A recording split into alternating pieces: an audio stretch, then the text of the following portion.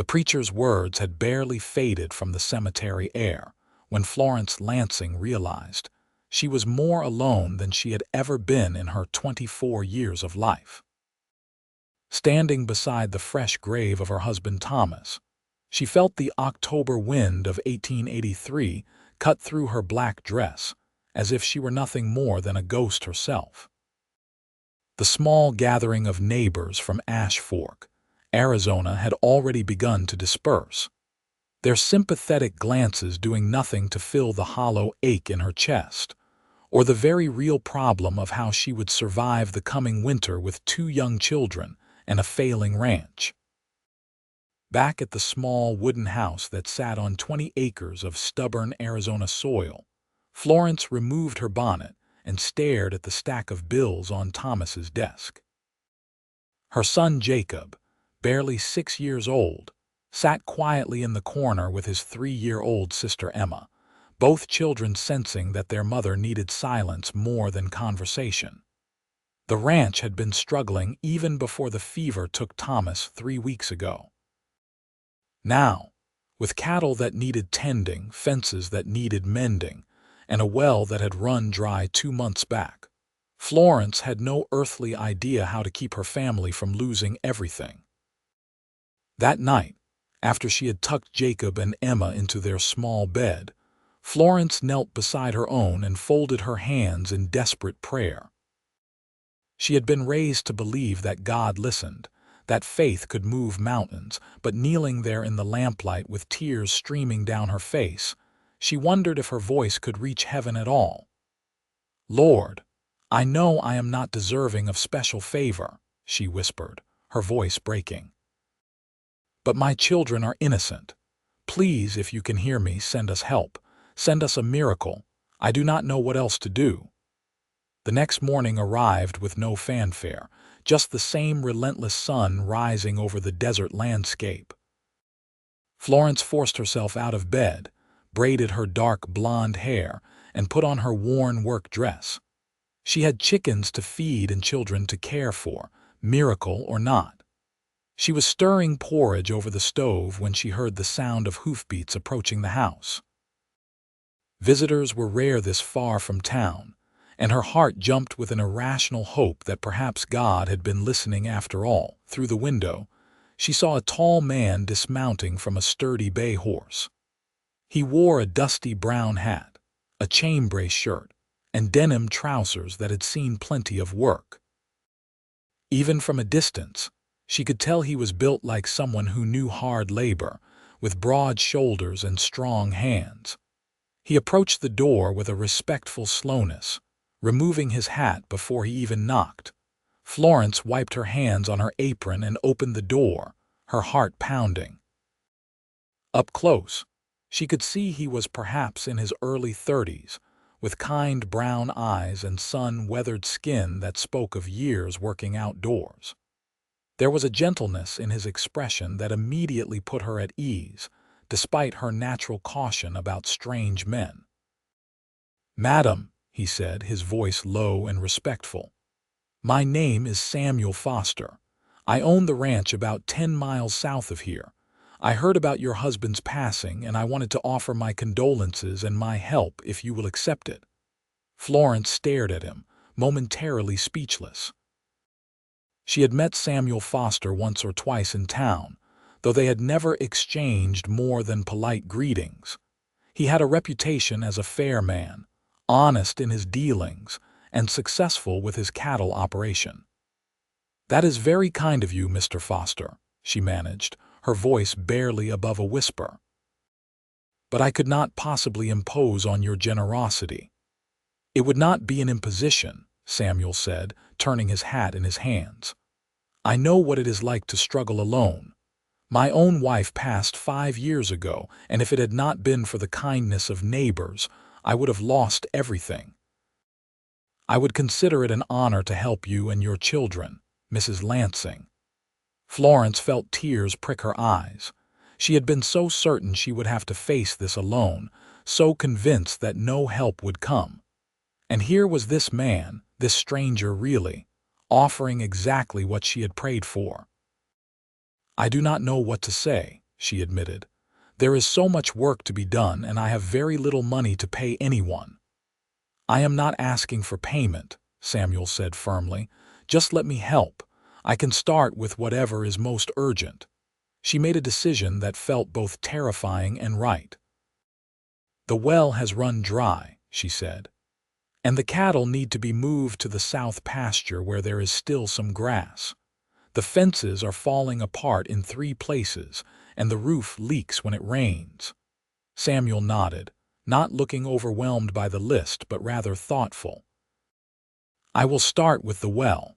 Do you have digging equipment in the barn?" Florence said. "My husband's tools are all there." "Then, with your permission, I will get started." Florence invited him in for breakfast first, insisting that he at least eat before beginning such hard work. Jacob and Emma were shy at first, peeking at the tall stranger from behind their mother's skirts, but Samuel had a natural way with children. He spoke to Jacob about horses and asked Emma about her rag doll, and soon both children were chattering away as if they had known him for years. As Florence watched Samuel interact with her children, something stirred in her chest that she quickly pushed down. She was a widow in mourning, and this man was here out of Christian charity, nothing more. It would be inappropriate and foolish to read anything else into his kindness. After breakfast, Samuel headed to the barn and began assessing the situation. Florence tried to focus on her own chores, but she found herself watching him through the kitchen window as he examined the old well and began the hard work of digging deeper to find water. He worked with a steady rhythm, his shirt soon damp with sweat despite the cool autumn air. There was something reassuring about his presence, about knowing she was not facing these impossible tasks alone. By midday, Jacob had wandered out to watch Samuel work, and Florence brought them both water and sandwiches. "You should rest," she told Samuel, worried he would exhaust himself. "I am fine, madam," he assured her, though he accepted the water gratefully. "I hit moisture about 2 feet down. I think we will have water by evening." "I do not know how to thank you," Florence said, and she meant it. The relief of having the well fixed was almost overwhelming. "You just did," Samuel said with a slight smile. It was the first time she had seen him smile, and it transformed his serious face into something warmer, more approachable. True to his word, by evening the well was producing clear, clean water again.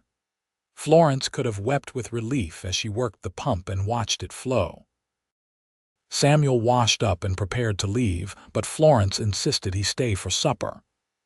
"It is the least I can do," she said. "Please, you have worked all day without asking for anything in return." Over a simple meal of beans, cornbread, and the last of the canned vegetables from her garden, Florence learned more about Samuel Foster. He had come to Arizona from Texas 7 years ago, looking for land and a fresh start. He had built his ranch from nothing, working harder than he had ever worked in his life. His wife had died of pneumonia in the winter of 1878, leaving him alone with a ranch to run and grief to process. "You have children?"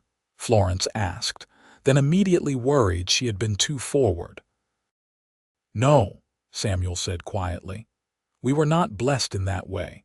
It is one of my great regrets that she never got to be a mother. She would have been wonderful at it." Florence saw the sadness in his eyes and recognized it as the same grief she carried for Thomas. They were both acquainted with loss, both understood the weight of continuing on when part of your heart had been buried. "I am sorry for your loss," she said softly. "And I for yours," Samuel replied.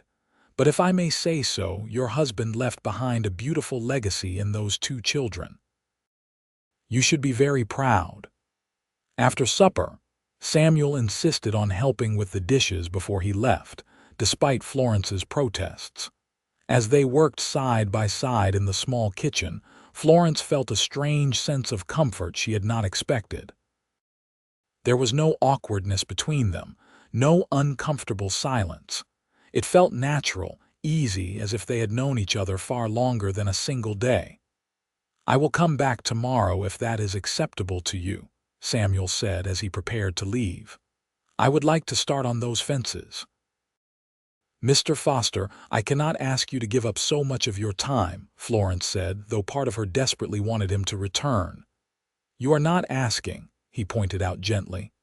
"I am offering, and please call me Samuel." "Then you must call me Florence," she said, and felt herself blush slightly at the intimacy of first names. That night, as Florence prepared for bed, she thought about the strange turn her life had taken. Just that morning she had felt hopeless, and now there was a flicker of something she dared not name. Samuel Foster was a good man, that much was clear. But more than that, he made her feel less alone, less afraid of the future. She said her prayers again that night, but this time they were prayers of gratitude rather than desperation. Samuel returned the next morning as promised, and the morning after that. Within a week, he had repaired all the fencing, patched the roof, and helped Florence move the cattle to better grazing land. He brought supplies from his own ranch, refusing to let her pay for any of it. "Consider it neighborly kindness," he would say whenever she protested. The children adored him. Jacob followed him everywhere, learning how to mend a fence and care for horses. Emma would bring him wildflowers she picked, which Samuel would accept with grave seriousness, tucking them into his hatband. Florence watched these interactions with a growing warmth in her heart that both thrilled and terrified her. It was not just his help with the ranch that she appreciated, though that was certainly significant. It was the way he listened when she talked about her worries, offering practical advice without making her feel incapable. It was the way he never made her feel like a burden, even though she knew she was taking up enormous amounts of his time. It was the way he looked at her sometimes, with a gentleness in his eyes that made her breath catch. Florence knew she should not be having these feelings so soon after Thomas's death. The proper mourning period was a year, and it had not even been 2 months. But she could not help the way her heart lifted when she heard Samuel's horse approaching, or the way she found herself taking extra care with her appearance on the mornings she knew he would come. One evening, about 3 weeks after Samuel had first knocked on her door, he stayed later than usual. The children had already been put to bed, and Florence and Samuel sat on the porch watching the sun set over the desert landscape. The sky was painted in shades of orange and pink, and the air had finally cooled from the heat of the day. "Florence," Samuel said, and there was something in his voice that made her turn to look at him. "I need to be honest with you about something." Her heart began to race. "What is it?" "I did not come here purely out of neighborly kindness," he admitted, not meeting her eyes. "I mean, I did want to help you, that was true. But I have been watching you from a distance for a long time, since before your husband passed. Not in an improper way," he added quickly. "Just noticing you in town, admiring the way you were with your children, the kindness you showed to everyone. And when I heard about Thomas, my first thought was sorrow for your loss. But my second thought, and I am ashamed to admit this, was that perhaps now I might have a chance to know you better." Florence sat very still, processing his words. She should be offended, perhaps, or at least shocked. But instead, she felt a rush of relief that she was not alone in these confusing feelings. "Samuel," she said carefully, "I am still in mourning. It would not be proper for me to encourage any kind of courtship." "I know," he said quickly, "and I respect that completely. I just wanted you to know that my intentions are honorable, but they are not entirely selfless. I hope that in time, when enough time has passed, and if you feel even a fraction of what I feel, you might consider allowing me to court you properly." Florence's hands were shaking slightly. "What do you feel?" she whispered. Samuel finally looked at her, and the emotion in his eyes was unmistakable. I feel like I have been waiting my whole life to find someone like you, someone strong and kind and brave, someone who loves her children with such fierce devotion, someone who makes me want to be a better man. I know it is too soon, and I know I should not be saying any of this, but I cannot keep pretending that I am here just to fix fences and dig wells." Florence felt tears sliding down her cheeks. "I do not know what to say," she admitted. "I cared for Thomas. I truly did. But if I am being completely honest, ours was not a love match. We married because it was practical, because both of us needed someone. I mourned him because he was a good man and the father of my children, but I did not mourn him the way you mourned your wife." "I understand," Samuel said softly. "And I feel something when you are here," Florence continued, her voice barely audible. "Something I have never felt before. It frightens me because it seems too soon, too fast. But it is there, and I cannot deny it." Samuel reached over and gently took her hand. It was the first time they had touched beyond the accidental brush of fingers when passing tools or plates. His hand was rough from work but warm and steady. "We do not have to rush anything," he said. "I will wait as long as you need. A year, 2 years, whatever is proper and right. I just needed you to know that I am not going anywhere." Florence squeezed his hand, feeling something inside her chest unlock. "Thank you," she whispered, "for everything, for helping me, for being honest with me, for being patient." They sat like that for a long time, hands clasped, watching the stars emerge one by one in the darkening sky. It was not a declaration of love, not yet, but it was a promise of possibility. And for Florence, who had spent so many weeks drowning in despair, possibility felt like a miracle. The months that followed were a careful dance of propriety and growing affection. Samuel continued to help with the ranch, but he was mindful of appearances, never staying too late or being too familiar in public. In private, though, on those evenings when the children were asleep and they sat together on the porch, they talked about everything. Their childhoods, their dreams, their fears, their faith. Florence learned that Samuel had grown up the youngest of 5 brothers on a small farm in Texas. He had always dreamed of having his own land, his own success built by his own hands. His wife, Margaret, had been the daughter of a neighboring farmer, and theirs had been a partnership built on mutual respect and affection, if not passionate love. Her death had devastated him, not just because he lost her, but because he lost the dream of the family they might have built together.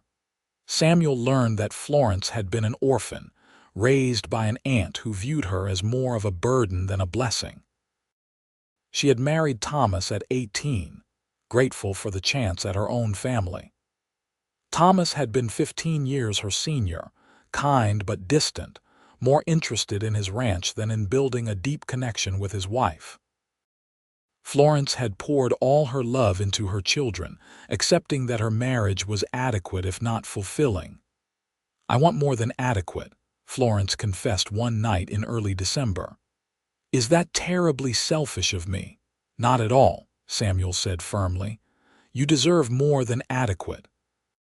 You deserve everything." As winter settled over Arizona, Samuel began bringing firewood from his ranch to ensure Florence and the children would stay warm. He brought extra supplies when he knew her funds were running low, always finding ways to make it seem like he had simply ordered too much or had extra he needed to store somewhere. Florence knew what he was doing, but she was too grateful and too proud of his discretion to call him on it. The children began asking when Samuel would come to live with them. Florence had to explain, in terms they could understand, that things were not that simple. But privately, she found herself imagining what it would be like to have Samuel as a permanent part of their lives. Not just as a helper or a friend, but as a husband and father. By the time spring arrived in 1884, Florence had been a widow for 6 months. The worst of the social impropriety had passed, though she knew there would still be gossip if she and Samuel began a formal courtship. But she found she cared less about gossip than she once had. Life was too short and too hard to waste time worrying about what others thought. It was Samuel who brought up the subject one warm April evening. "Florence," he said, "I have been patient and I will continue to be patient for as long as you need. But I want you to know that my feelings have only grown stronger. I love you. I love your children. I want to build a life with you if you will have me." Florence's heart was pounding. She had known this moment was coming, had rehearsed her answer 100 times in her mind. But now that it was here, all her practiced words fled. "I love you too," she said simply. "I think I have loved you since the day you first knocked on my door, though I was too scared to admit it." Samuel stood and pulled her to her feet, his hands gentle on her arms. "May I court you properly then, with the intention of marriage?" "Yes," Florence said, smiling through happy tears. "Yes, please." Their courtship was the talk of Ash Fork, as Florence had known it would be. Some people thought it was too soon, that Florence was being disrespectful to Thomas's memory. But others, particularly the women who understood the harsh realities of survival in the Arizona Territory, saw it for what it was: a practical and fortunate match for a widow with 2 children and a struggling ranch. Samuel was everything proper during their courtship.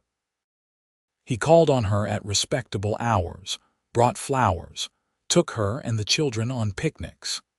He was building trust with Jacob and Emma, making sure they were comfortable with the idea of him becoming part of their family. He never tried to replace their father, but he made it clear that he would love them and care for them as if they were his own. Florence felt herself blossoming under Samuel's attention. For the first time in her life, she understood what it meant to be truly cherished. Samuel listened to her opinions, valued her thoughts, made her feel like an equal partner rather than a subordinate. He asked her advice about his ranch, sought her input on decisions, made it clear that he respected her intelligence and judgment. In July of 1884, nearly 9 months after Thomas's death, Samuel formally proposed. He did it at sunset on Florence's porch, with Jacob and Emma as witnesses. He got down on one knee, produced a simple gold band, and asked Florence to be his wife.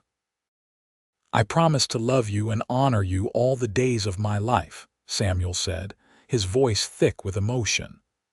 "I promise to be a good father to Jacob and Emma, to provide for this family, to stand by you through whatever challenges come. Will you marry me, Florence?" "Yes," Florence said, not hesitating for even a second. "Yes, with all my heart." Jacob cheered and Emma clapped her hands, and Samuel stood to kiss Florence for the first time. It was gentle and sweet and perfect, full of promise for the future they would build together.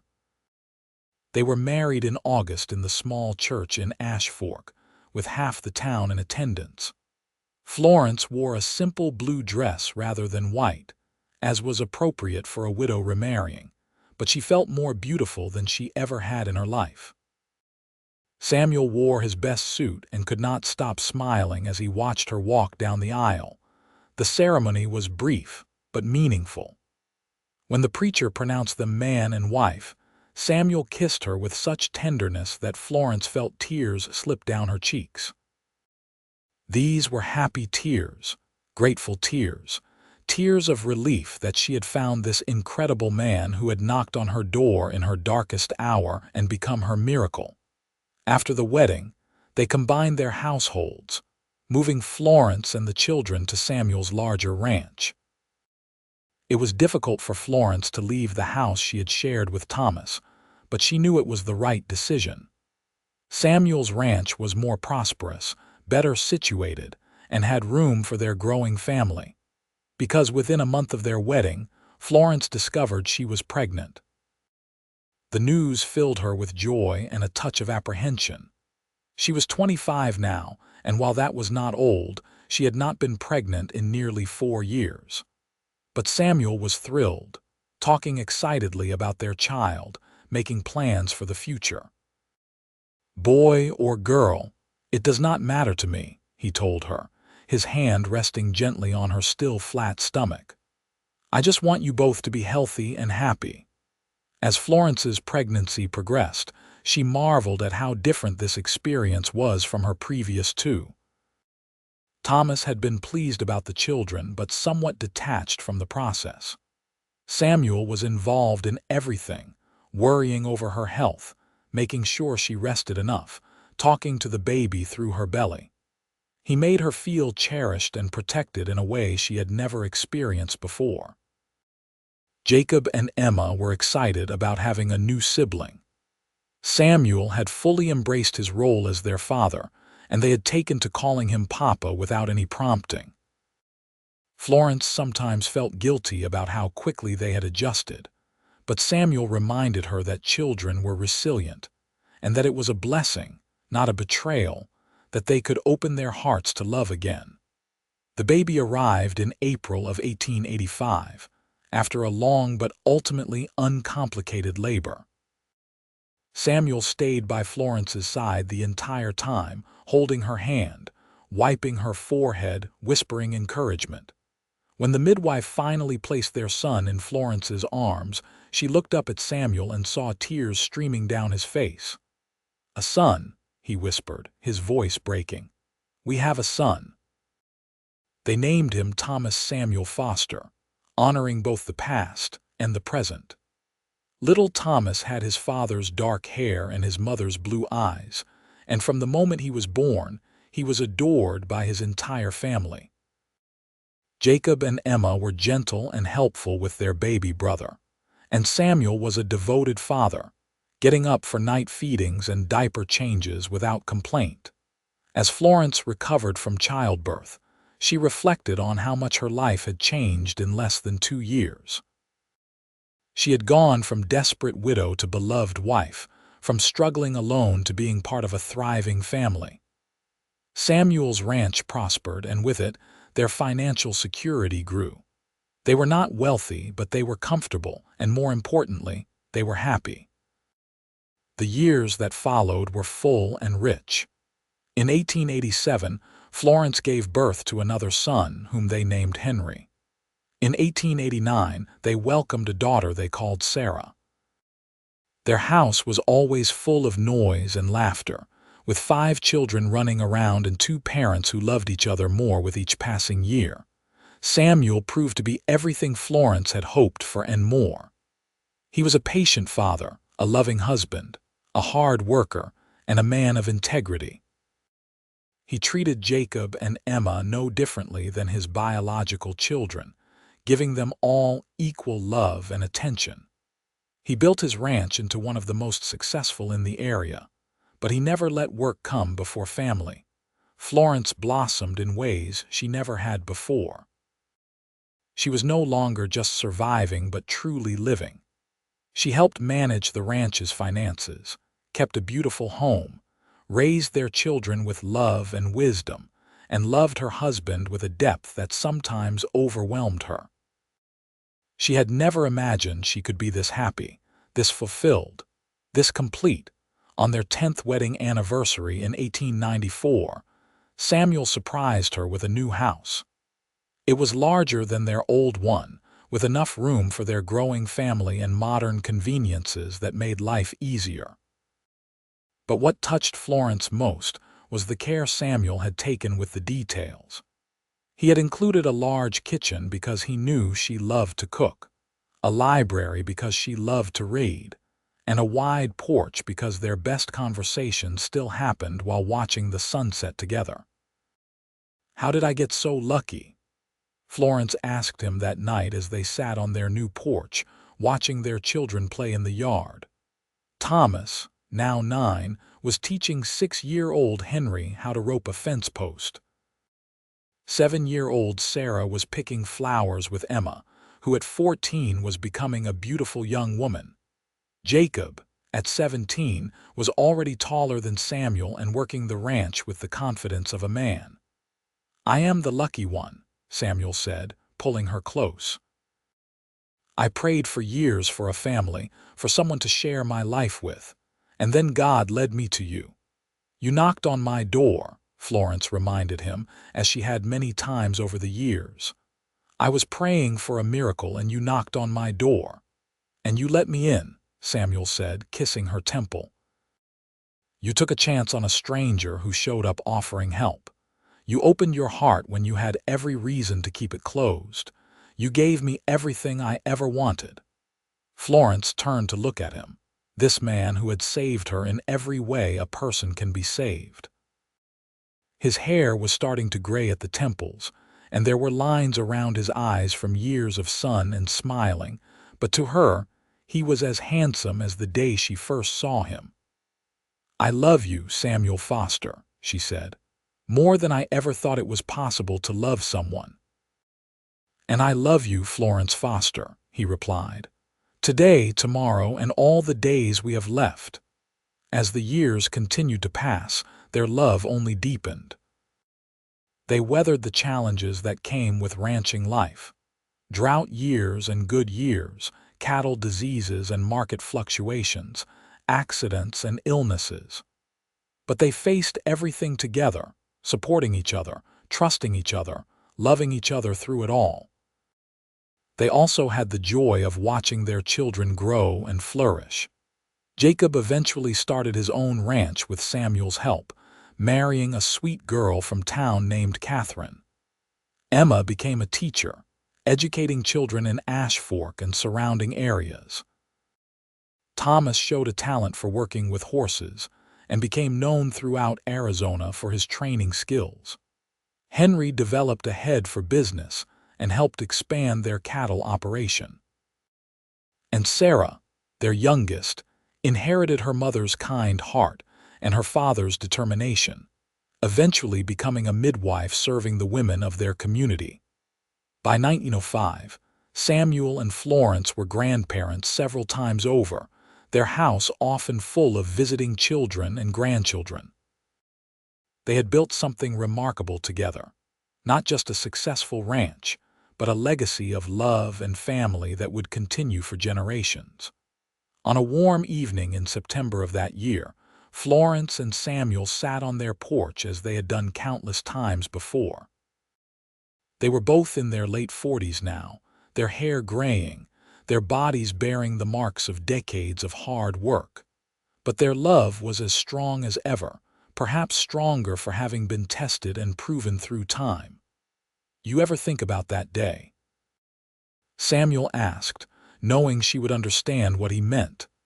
The day I first came to your door, all the time, Florence admitted. I think about how close I came to turning you away, how pride almost made me refuse your help. I think about how different my life would be if you had not knocked or if I had not answered. God's timing, Samuel said. It was not just luck or chance. It was divine providence bringing us together exactly when we needed each other. Florence nodded, resting her head on his shoulder. I was praying for a miracle, she said softly. I was on my knees begging God to send help, to send hope, and He sent me you. He sent us each other, Samuel corrected gently, because I needed you just as much as you needed me. My life was empty before you, Florence.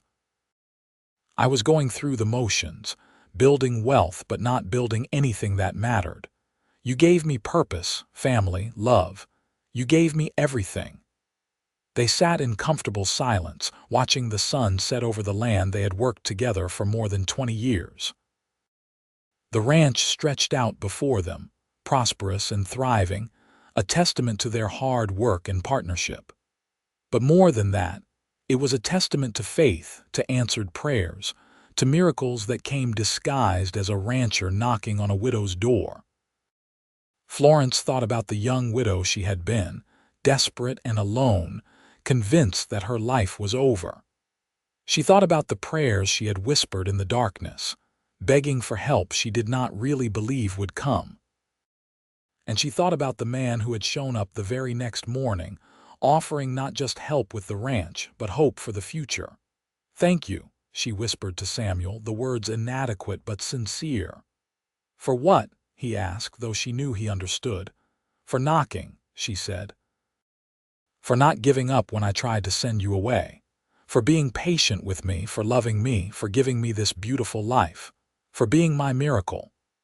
Samuel turned and kissed her, a sweet kiss full of decades of love and devotion. "You are my miracle too," he said. "Every single day with you is a gift I do not take for granted." As darkness fell and the stars began to emerge, they remained on the porch, two people who had found each other in the hardest of circumstances and built something beautiful together. Their story was not dramatic or flashy, but it was real and true and full of the kind of love that sustained through hardship and celebrated through joy.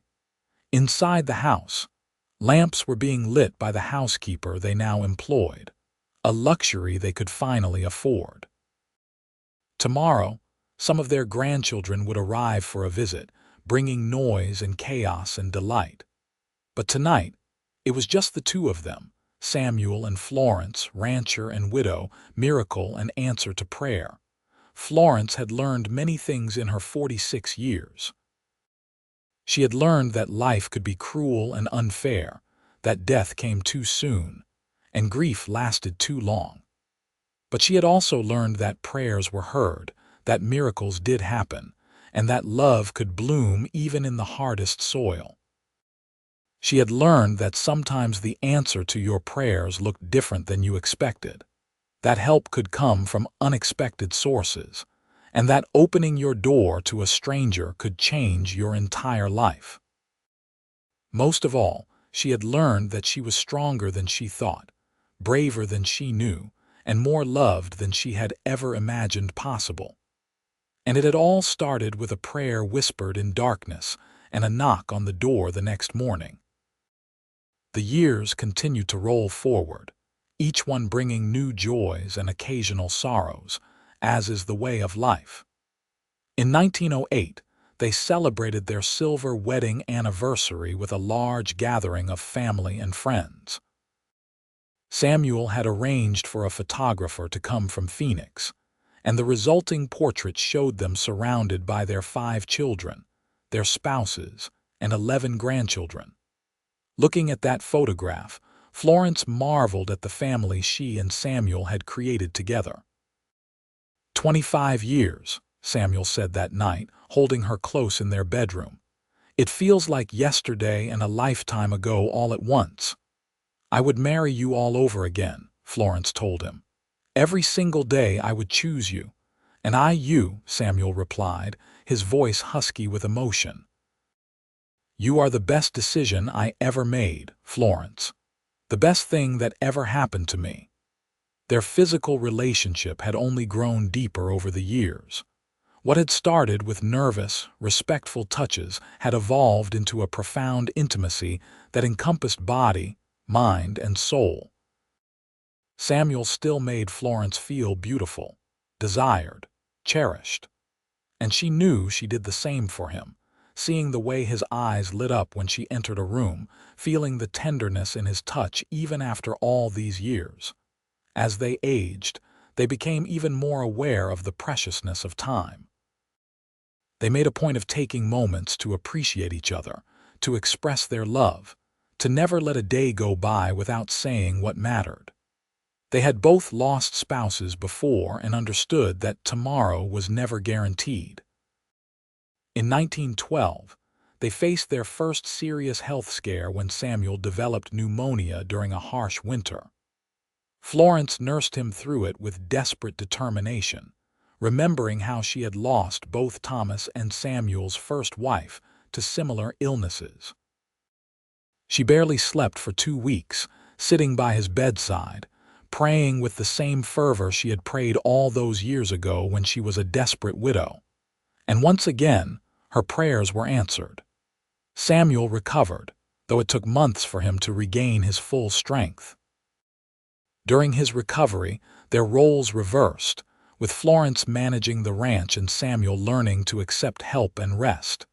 It was hard for him, being laid up when there was work to be done, but Florence was firm. "You have spent nearly 30 years taking care of me and our family," she told him. "Let me take care of you now." Through it all, their love sustained them. It was tested, certainly, by illness and worry and the fear of loss. But it held firm, strong as the Arizona bedrock their house was built upon. By 1915, they were both in their late 50s, slowing down but still active and engaged with their ranch and family. They had begun to hand over more of the day-to-day operations to Thomas and Henry, both of whom had proven themselves capable ranchers. This gave Samuel and Florence more time to simply enjoy each other's company, to travel occasionally, to spoil their grandchildren. They took a trip to San Francisco that year, something they had always talked about but never done. It was Florence's first time seeing the ocean, and Samuel delighted in watching her face as she stood on the beach, staring at the endless expanse of water. They held hands like young sweethearts, walked along the shore, talked about their life and dreams and everything they had accomplished together.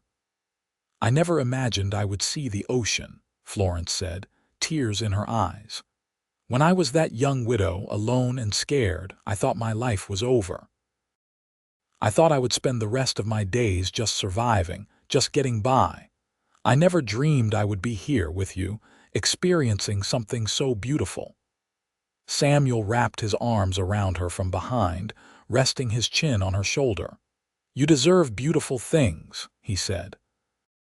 "You deserve every joy, every adventure, every moment of happiness.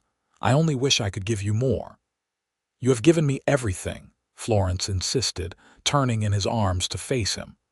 "A home, a family, a love I did not know existed. You have given me a life beyond my wildest dreams." They kissed there on the beach, two people in late middle age who loved each other as passionately as any young couple. Because their love was not based on youthful infatuation or physical attraction alone, though those things had certainly been present. Their love was built on respect and partnership, on weathering storms together, on choosing each other every single day for more than 3 decades. When they returned to Arizona, they settled back into their life with renewed appreciation. They had always been grateful, but the trip had reminded them of how fortunate they were, how much they had to be thankful for. The years of World War I were difficult for everyone, and though their family was spared the loss of sons in combat, they felt the effects of the war economy and worried for their nation. But they also saw their grandchildren growing up, saw new great-grandchildren being born, saw their legacy extending into the future. In 1920, they celebrated their 36th wedding anniversary quietly, just the two of them. They were both 61 now, gray-haired and slower moving, but their love burned as bright as ever. They spent the day reminiscing, looking through old photographs, telling the stories of their life together. "You have any regrets?" Florence asked Samuel that evening. He thought about it seriously before answering. "I regret that I did not meet you sooner," he said finally. "I regret the years we could have had together if circumstances had been different, but I do not regret a single moment of the life we have built. Every decision, every challenge, every joy has led us here, and I would not change any of it." Florence nodded, understanding completely. "I sometimes feel guilty," she admitted, "that I am so happy with you when Thomas is gone, that I barely think of him anymore except as the father of my children." "Do not feel guilty," Samuel said firmly. "Thomas gave you Jacob and Emma, and that is a precious gift, but you were not meant to spend your life mourning him. You were meant to live, to love, to be happy. I believe that with all my heart." "I believe it too," Florence said. "And I am grateful every day that God brought you to me, that He answered my prayer in a way more wonderful than I could have imagined." As the 1920s progressed, Samuel and Florence gradually transitioned into true retirement, handing over the ranch completely to their sons. They remained in the big house Samuel had built for Florence, surrounded by memories and visited frequently by their ever-growing family. They had 12 grandchildren now and 3 great-grandchildren, with more on the way. Their days were peaceful, filled with simple pleasures: morning coffee on the porch, afternoons reading together in the library, evenings watching the sunset. They held hands constantly, still finding comfort and joy in the simple act of touching each other. They talked for hours, never running out of things to say, still interested in each other's thoughts and opinions after all these years. In the fall of 1924, they celebrated their 40th wedding anniversary with a massive party that brought together family from across Arizona and beyond. Looking around at the crowd of people, all of whom existed because she and Samuel had found each other, Florence felt overwhelmed with emotion. 40 years, she said to Samuel as they danced together, moving slowly to music played by a small band. Can you believe it? Best 40 years of my life, Samuel said, holding her close. And I look forward to 40 more, Florence laughed, knowing that was unlikely given their ages but appreciating the sentiment. However many years we have left, she said, I want to spend every one of them with you. That is a promise I can keep, Samuel assured her. As they aged into their late 60s and early 70s, they remained devoted to each other. When Samuel's arthritis made it hard for him to do certain tasks, Florence was there to help. When Florence's eyesight began to fail, Samuel read to her every evening. They took care of each other with the same tenderness they had shown for decades, never complaining, always grateful for another day together. In 1930, on a warm spring morning, Florence woke to find Samuel already up and dressed, standing by the window looking out at the land they had worked together for so many years. She joined him, slipping her hand into his. "What are you thinking about?" she asked. "About how blessed I am," he said simply. "About how one decision to ride to a widow's house changed my entire life. About how you said yes when you could have said no. About how we built all of this together." Florence leaned her head against his shoulder, a position that had become second nature over 46 years of marriage. "I think about that day too," she said. "I think about how I was praying for a miracle and God sent me you. How you knocked on my door and became the answer to every prayer I had ever prayed." "We were the answer for each other," Samuel said, turning to face her. "Two broken people who found healing in love, who built something beautiful from the ashes of grief." They stood there together, two people in their early 70s who had loved each other longer than many people lived. Their faces were deeply lined, their hair white, their bodies showing the wear of long lives fully lived. But their love was ageless, timeless, as strong in that moment as it had been when Samuel first confessed his feelings all those years ago. As the 1930s brought the hardships of the Depression, Samuel and Florence weathered it together as they had weathered everything else. They were fortunate to have the ranch, which provided food and stability even when money was tight. They opened their doors to family members who were struggling, offering help just as Samuel had once offered help to Florence. "What goes around comes around," Samuel said when Florence praised his generosity. "Someone helped me when I needed it. We help others when they need it. That is how it should work." In 1934, they celebrated their 50th wedding anniversary, a remarkable achievement. The party was smaller than their 40th, as some family members could not afford to travel, but it was no less joyful. They renewed their vows in the same church where they had married, with their 5 children and many grandchildren and great-grandchildren in attendance. "I, Samuel, take you, Florence, to be my wife," Samuel said, his voice shaky but clear. "I promise to love you for whatever time we have left, to cherish every moment, to never take for granted the gift of your presence in my life." I, Florence, take you, Samuel, to be my husband, Florence responded, tears streaming down her face.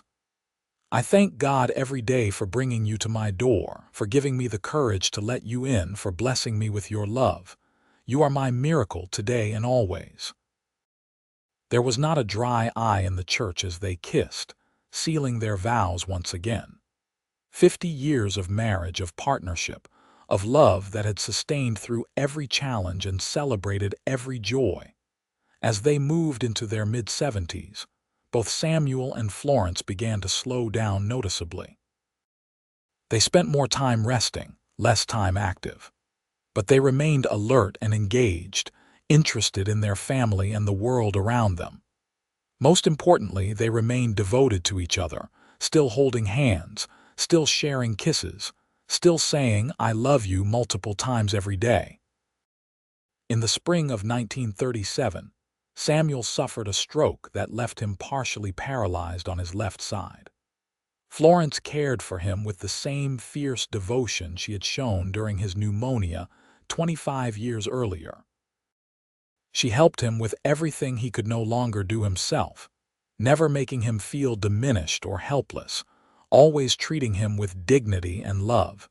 Samuel recovered some of his function, but never fully returned to his previous health. He needed a cane to walk and struggled with certain tasks. But he maintained his sense of humor and his love for Florence, often joking that she was stuck with him now. "I have been stuck with you for 53 years, Florence would respond with a smile, "and I would not have it any other way." On a clear evening in October of 1938, Samuel and Florence sat on their porch as they had done thousands of times before. Samuel was 79, Florence 78. They were both tired, both feeling their age, but they were together, and that was all that mattered. "Florence," Samuel said quietly, "I need you to promise me something." "Anything," she said, though his serious tone worried her.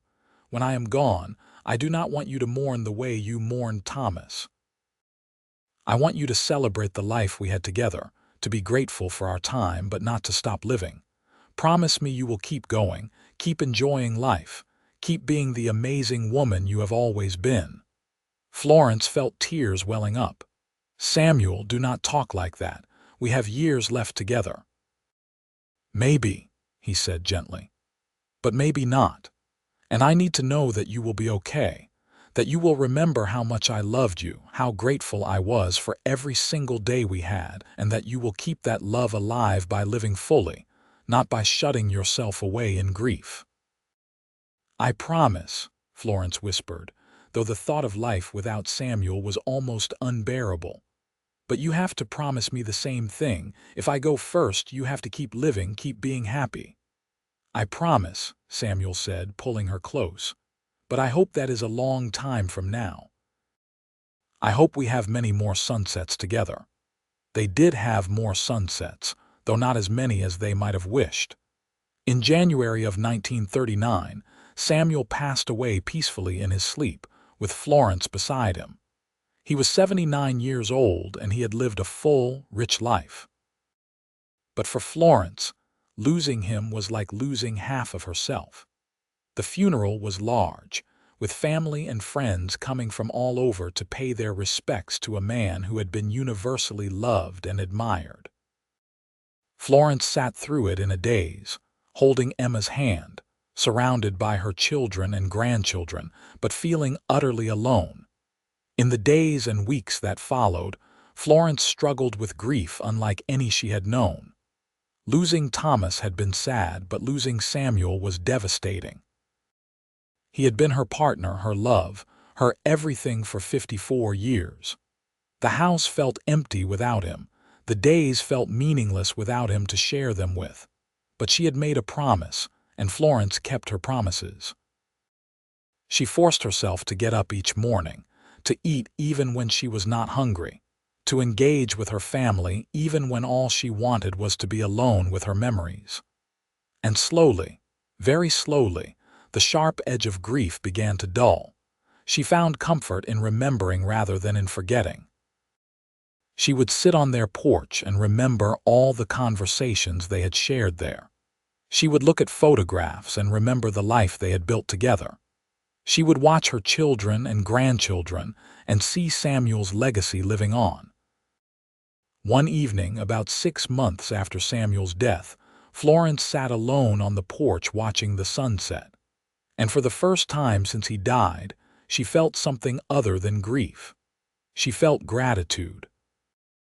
Gratitude for the 54 years they had shared, for the love they had built, for the family they had created. Gratitude that her prayer for a miracle had been answered in a way more wonderful than she could have imagined. "Thank you," she whispered, not sure if she was talking to God or to Samuel or to both. "Thank you for the life we had. Thank you for loving me. Thank you for being my miracle." And sitting there in the Arizona twilight, Florence felt a sense of peace settle over her. Samuel was gone, but what they had built together remained. Their love lived on in their children, their grandchildren, their great-grandchildren.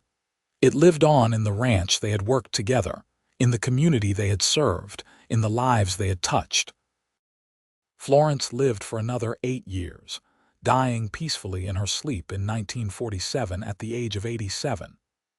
In those final years, she was surrounded by family, loved and cared for as she had loved and cared for so many others. She told her story often, about the day she was praying for a miracle, and a rancher knocked on her door and became her answer. Her children laid her to rest beside Samuel in the cemetery in Ash Fork. Under the Arizona sky they had both loved. The headstone bore both their names and a simple inscription: "Together in life, together in death, together in love eternal." And indeed, their love was eternal. It lived on in the generations that followed, in the stories that were told, in the legacy of faith and hope and answered prayers. It lived on as a testament to the power of opening your heart, of taking chances, of believing in miracles. Because sometimes, when you are on your knees praying for help, a miracle does not come in thunder and lightning. Sometimes it comes in the form of a rancher knocking on your door, offering assistance and friendship that grows into the deepest love you have ever known. Sometimes your miracle is a person who sees you, truly sees you, and chooses to stand by you through everything life brings. Florence and Samuel's story became legend in Ash Fork, told and retold through the years. The widow who prayed for a miracle and the rancher who became her answer. The two broken people who found healing in each other. The couple who built an empire of love that lasted long after they were gone. Their descendants continued to work the ranch for generations, always remembering the love story that started it all. The house Samuel built for Florence still stood, eventually becoming a museum of sorts, preserving the history of one family's remarkable journey.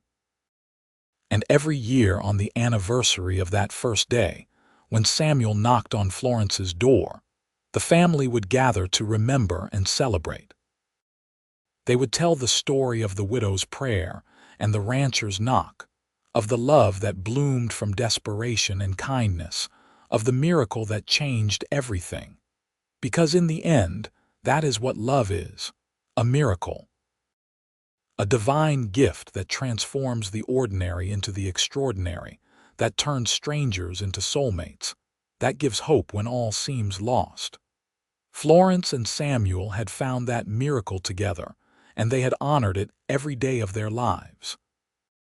Their story was not about grand gestures or dramatic rescues, though those elements were certainly present.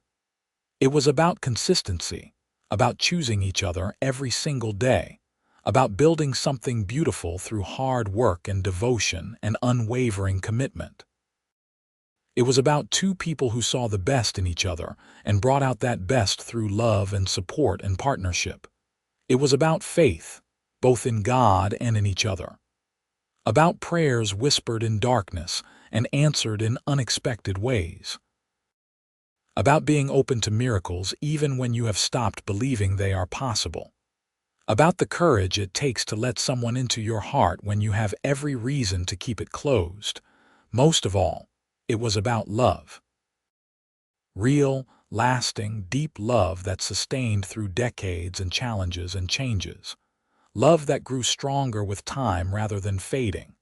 Love that was both a choice and a gift, both earned and freely given. Love that transformed two lives and created a legacy that would endure for generations. And so the story of Florence and Samuel Foster became more than just their story. It became a beacon of hope for anyone who has ever felt desperate, alone, or forgotten. It became proof that prayers are heard, that miracles happen, that love can find you even in your darkest hour. It became a reminder that sometimes all you have to do is open the door when opportunity knocks. And sometimes, just sometimes, the person on the other side of that door is carrying everything you have ever hoped for, everything you have ever needed, everything you have ever prayed for. A widow prayed for a miracle. A rancher knocked on her door. And together, they became each other's answer, building a love story for the ages under the wide Arizona sky.